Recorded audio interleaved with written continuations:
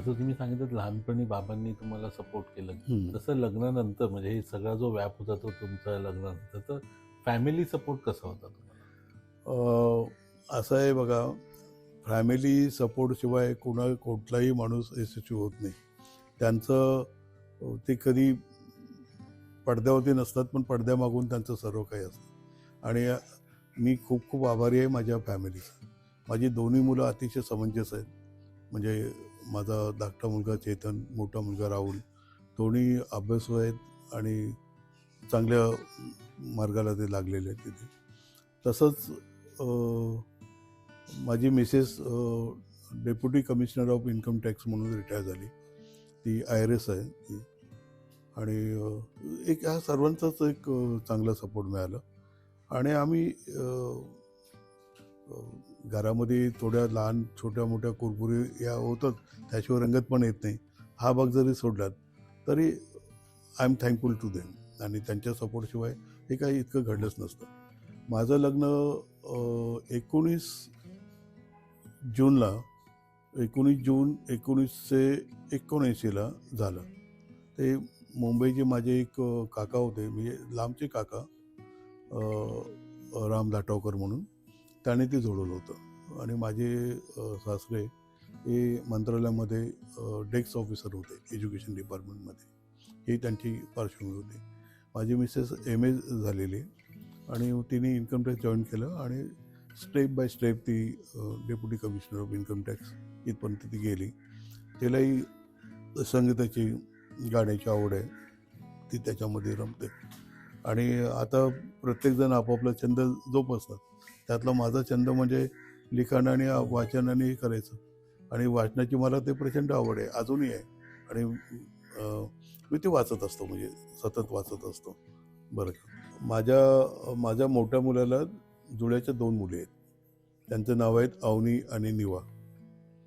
अवनी म्हणजे पृथ्वी आणि निवा म्हणजे प्रखर, प्रकाश या अर्थाने, तेजस्वी या अर्थाने. तर त्यातली दोन्ही ह्या खूप हुशार आहेत.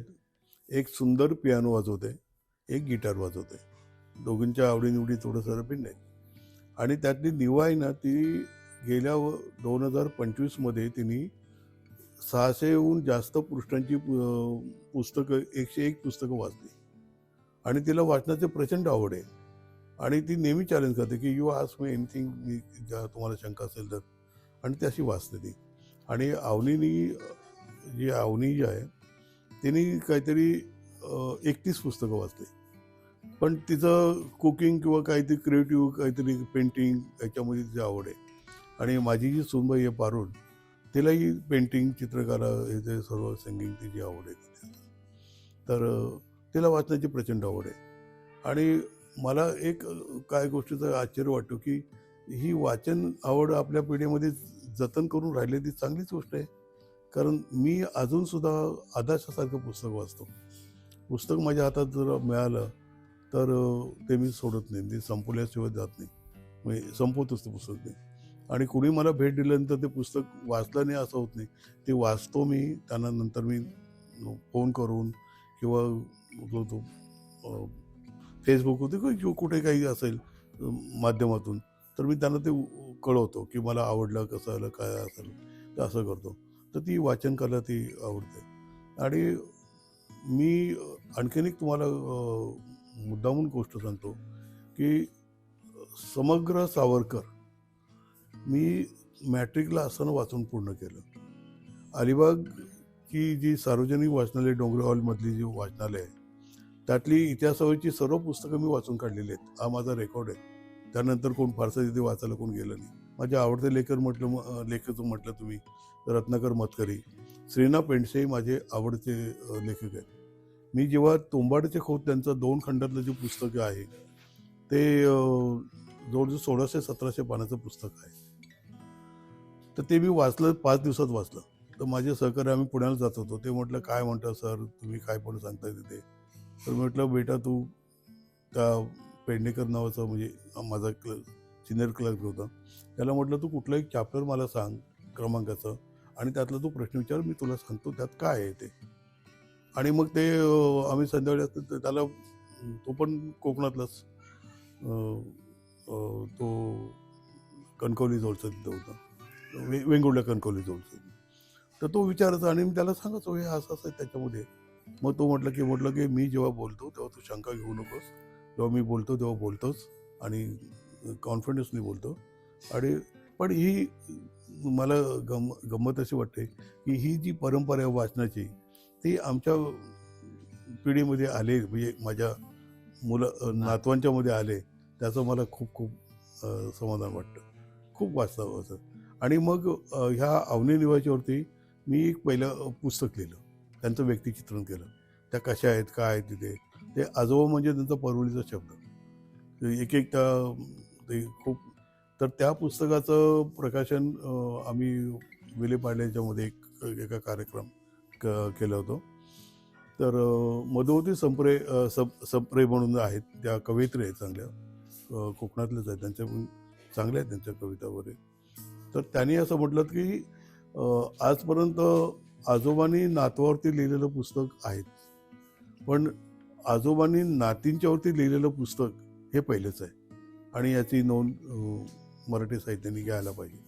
तर ठीक आहे, त्याच्या पण व्यक्तिचित्रणामध्ये केलं. माझं वैशिष्ट्य तुम्हाला सांगतो, मी व्यक्तिचित्रण खूप छान करतो. जसं मी तुम्हाला सांगितलं की अवनी निवासीवरती मी लिहिलं, तसं माझ्या रोनितवरती पण एक पुस्तक लिहिलं मी. आणि रोनितच्या जन्माल्यापासून, त्याची चाव लागल्यापासून, कधी काव्यातून, कधी घटनेतून, कधी त्याचे फोटो मंथली वाईज. मी कांचन चांगली आर्टिस्ट आहे, तर ती जशी तिने सजावट केली होती ते सर्व घेऊन असं ते 100 पानाचं पुस्तक दिलं. आणि अजून ते जास्त मी सर्क्युलेट केलेलं नाही, की त्यात आणखीन काही सुधारणा करायच्या आहेत. पण ते रोनितच्या वाढदिवसाला ते करायचं होतं आणि त्या पुस्तकाचं प्रकाशन आम्ही शिकागोमध्ये केलं. शिकागोची ती एक लेक आहे चांगलं, मिशिगन लेक, तिथे जाऊन आम्ही केलं. तिथे असे जाहीर कार्यक्रम होत असतात आणि त्यानिमित्ताने का होईना की एका पुस्तकाचं प्रकाशन ते तिकडे शिकागोमध्ये झालं आणि मला त्याचाही खूप आनंद वाटतो. असं ते गेलं होतं. तर चित्रण हा माझा आवडीचा. मी निरीक्षण करतो का हा माणूस कसा बोलतो, काय बोलतो आणि करतो, मग त्याप्रमाणे मी ते करतो. मी जेव्हा अलिबाग कॉलेजला प्राध्यापक म्हणून काम करत होतो, चांगला स्टेजवर झालो होतो आणि विद्यार्थ्यांच्या मध्ये चांगली लोकप्रियता मिळत होती. मी फाउंडेशन कोर्स हा एक पेपर होता, मुंबई विद्यापीठाने हे केलेला, तो मी शिकवत असे. त्यामध्ये जपानचा भाग होता, चायनाचा भाग होता, अशाचा होता. आणि जपान तर माझा एकदम जिव्हाळ्याचा विषय होता. तिथलं कल्चरचं सर्व मला माहिती होतं, त्यांच्या रीतिरिवाज माहिती होत्या. त्याचं ते चांगलं रंगतदारपणे मी शिकवत असे. तर अचानक माझं लग्न ठरल्यानंतर मी लग्नपत्रिका घेऊन आमच्या कॉलेजमध्ये गेलो. तर मला त्यांनी सांगितलं, अरे तुझी ऑर्डर आहे ते घेऊन जा. मला असं वाटलं, मी प्राचार्यांना विचारलं होतं की मला तुम्ही कंटिन्यू कराल ना. आर.टी. कुलकर्णी नावाचे प्राचार्य होते, ज्यांनी मला बोलावून घेतलं होतं आणि तू जॉईन कर विदाऊट अर्ज मला जॉब दिला होता. आणि मी ती ऑर्डर पाहिली तर त्यामध्ये मला फुल टाईमचं पार्ट टाईम केलेलं. I got shock. 8 दिवसांनी मी लग्नाच्या बोऱ्यावरती चढणार होतो आणि हे असं काय करायचं, कुणाला सांगायचं, कसं सांगायचं. मी कुठेतरी असं मला वाटलं की आपण आपल्या होणाऱ्या वधूला आपण फसवल्यासारखं होतं. तिच्या रिएक्शन काय होते. पण शांतपणे विचार केला की आता जे काही झाले ते, की मी तर खोटं बोललो नव्हतो, माझ्याकडे ऑर्डर होती त्याची. तर मग माझ्या पुढे खूप प्रचंड मनस्ताप झाला, खूप वाईट वाटलं मला. आणि मी त्यामध्ये त्या रागाच्या भरात मी त्या पार्ट टाईम प्राध्यापकीचा मी राजीनामा दिला आणि म्हटलं की हे काय आपल्याला जमणार नाही. कारण त्यांच्या आग्रहाखातर मी त्या कॉलेजमध्ये गेलो होतो, माझं पीएचडीचा अभ्यासक्रम अर्धवट सोडून, आणि त्यांनी असं केलं होतं. तर ठीक आहे. तर मी नंतर माझ्या पुढे एकच पर्याय झाला की आता आपण महाराष्ट्र पब्लिक सर्व्हिस कमिशनच्या परीक्षेला बसलो. मी यशस्वी झालो आणि मग मी पुराभिलेख विभागामध्ये सहाय्यक संचालक म्हणून मी रुजू झालो. आणि यथावकाश मग टप्प्याटप्प्याने मला त्याचं पदोन्नती मिळाली. मी संचालक झालो आणि संचालक झाल्यानंतर जी आमच्याकडे फार जुनाट पद्धत जी होती, पारंपरिक पद्धत, म्हणजे कसं की समजा एखादा इतिहास संशोधक आला तर तेव्हा त्याला झेरॉक्स काढून द्यायचे नाहीत. नंतर रेकॉर्ड 1950 पर्यंतचं ओपन सिक्रेट डॉक्युमेंट्स त्यांना द्यायचे नाहीत. अशा अनेक गोष्टी होत्या. साधं म्हणजे टायपिंग करू द्यायचे नाहीत, फोटो काढून द्यायचे नाहीत. मी विचार केला की आपल्याकडून तो रेकॉर्ड कधी लिहून येईल आणि वर्षानुवर्ष त्याला किती दिवस तो बसेल. प्रत्येकाच्या मर्यादा असतात. काही लोक लीज घेऊन लीजवरती अभ्यासाला येतात. त्याचा मी अभ्यास करून विचार केल्यानंतर मी माझ्या सचिवांना, कारण कुठलाही निर्णय जर घ्यायचा असेल तर आम्हाला सचिवांच्याकडून अप्रुव्हल त्याचं घ्यावं लागतं, आणि मी त्यांना फॅक्ट समजावून सांगितलं की आता हे सर्व ओपन झाले आहे, ओपन करण्याची आपली आवश्यकता आहे. आणि आता जमाना आता बदलत झाला आहे. तोपर्यंत आता किमान आपण एक झेरॉक्स तरी आपण घेऊया, झेरॉक्स मशीन घेऊया, की तो रिसर्च स्कॉलर आपल्याला सांगेल की बाबा या एक कागद तुम्हाला पाहिजे. आपला डिपार्टमेंटचा सोर्स इन्कम वाढेल, 4 पैसे आपल्याला मिळतील, त्यांचं काम झटपट होईल. आणि ही माझी योजना त्यांना मंजूर झाली आणि त्यांनी ग्रीन सिग्नल दिलं आणि मग तिथून आम्ही सुरुवात केली. मग रिसर्च स्कॉलर बसण्याची त्यांना व्यवस्था नव्हती, फार जुनाट पद्धत होती, काय असं प्रशस्त हॉल नव्हतं. मग ते मॉडिफिकेशन केलं, त्यांच्यासाठी रिसर्च स्कॉलरचा हॉल केलं, चांगल्या बेंचेस त्यांना दिल्या. जेवढ्या मॉडर्न फॅसिलिटीज येत होत्या तेवढ्या त्या मी केलं. आणि एक चंग बांधला की आपण हा नुसता पुराबिले म्हणजे एल्फिन्स्टन कॉलेजच्या विद्यार्थ्यांना आर्काइव्स कुठे आहे, पुराबिलेख विभाग कुठे आहे ते सांगत नसत, माहीत नाही. इथे काहीतरी ठेवलेलं आहे, म्हणजे इतकं त्या डिपार्टमेंटचं हे केलं. पण थोड्याच दिवसामध्ये, म्हणजे थोड्या दिवसामध्ये म्हणण्यापेक्षा थोड्याच वर्षामध्ये हे लोकांच्या तोंडी गेलं, अरे आर्काइव्स झाले, आर्काइव्स आहे डिपार्टमेंट पुराविक्री. आणि ते लोकाभिमुख केलं मी. ही सर्वात पहिली स्टेप असे. आणि मग नंतर मी आता थोडक्यात सांगतो की डिजिटायझेशन, मायक्रोफ्रेमिंग सुरू केलं. नंतर आम्ही मायक्रोफिल्म सुरू केल्यानंतर त्याचं डिजिटायझेशन केलं आणि ज्या रिसर्च स्कॉलरला जे डॉक्युमेंट्स पाहिजेत त्यांनी ते नंबर आणि ते दिल्यानंतर त्याचं इंडेक्स केलं. ते दिल्यानंतर त्याला आम्ही त्याचं ते पेपर CD करून द्यायला लागलो. आम्ही भारतीय विद्यार्थ्यांसाठी फक्त 100 रुपये घ्यायचो. आता मी फार जुनं रेट सांगतो, आताचा रेट मला माहीत नाही, I am out of touch. आणि परदेशी विद्यार्थ्यांसाठी 1,000 रुपये आम्ही लावले. म्हणजे आपल्या विद्यार्थ्यांकडून मग पैसे मिळायला लागले आणि त्यांच्याकडून मिळाले. आणि कुणालाही फुकट काही द्यायचं नाही, कारण आम्ही त्यासाठी खूप खर्च केलं होतं. आणि ही ती भावना ठेवली आणि अशा परीने अनेक गोष्टी मी केलं. आणि माझ्या ह्या सर्व ॲक्टिव्हिटीज पाहिल्यानंतर आमच्या एक सचिव होत्या, संजीवनी कुट्टी मॅडम, त्यांनी अशोकराव चव्हाण तेव्हा सांस्कृतिक मंत्री होते, त्यांनी रेकमेंड केलं की आपण धाटावकरांकडे ॲडिशनल चार्ज देऊया.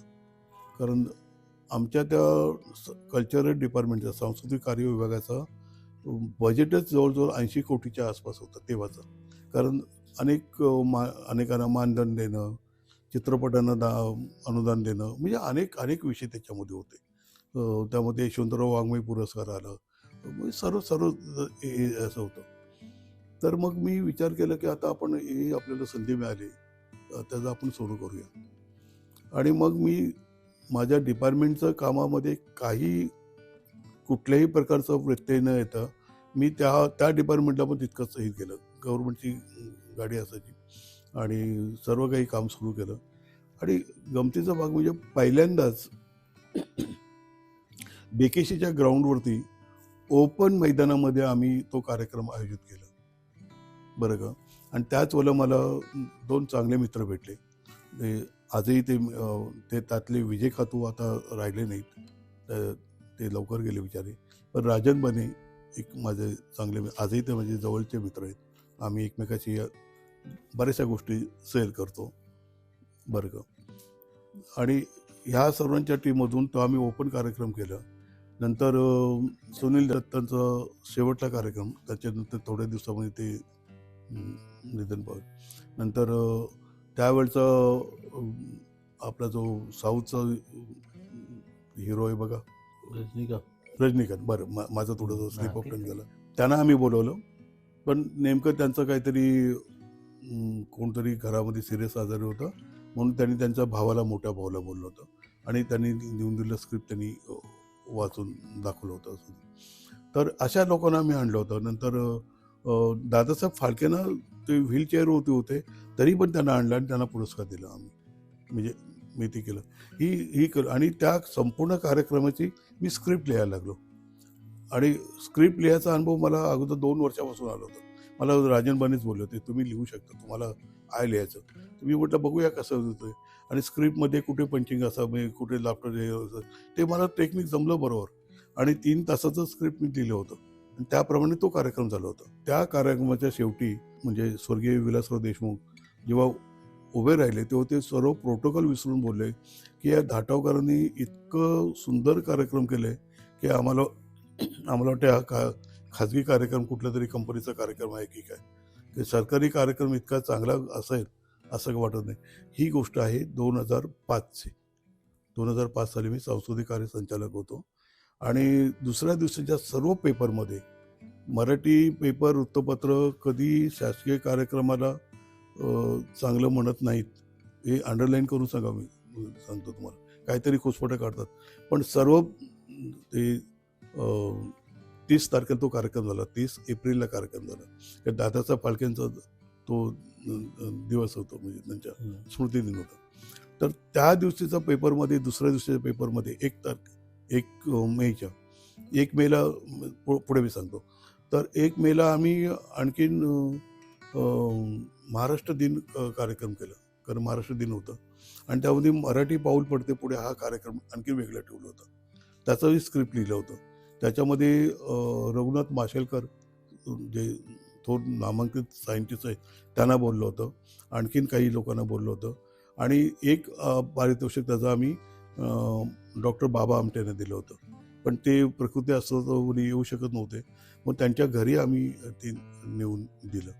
म्हणजे ह्या ज्या नवीन ज्या घडामोडी होत्या ना, यापूर्वी सांस्कृतिक कार्यक्रमामध्ये कुठं एक तर ओपन थिएटर म्हणून आपल्या धोबी घाटाला असायचं बघा, तिथे व्हायचं किंवा कुठल्या तरी हॉलमध्ये घ्यायचं. मी म्हटलं हे बंदिस्त का घ्यायचं, लोक आणि मारामारी व्हायचे, आम्हाला पास द्या, आम्हाला पास द्या. ती पास वितरणाची अरेंजमेंट सर्व मीच करायचो. मी मला आमच्या डिपार्टमेंटच्या लोकांना मदत करायची आणि मला त्याची आवड होती. प्रत्येक गोष्ट ऑर्गनायझेशन नियोजन मला चांगलं जमायचं आणि जमतं अजूनही. म्हणजे तुम्ही एवढी पुस्तकं लिहिलीत, तर मी असं कुठेच बघितलं की तुमच्या पुस्तकांना कुठे पुरस्कार मिळाले किंवा कुठे काय त्याचं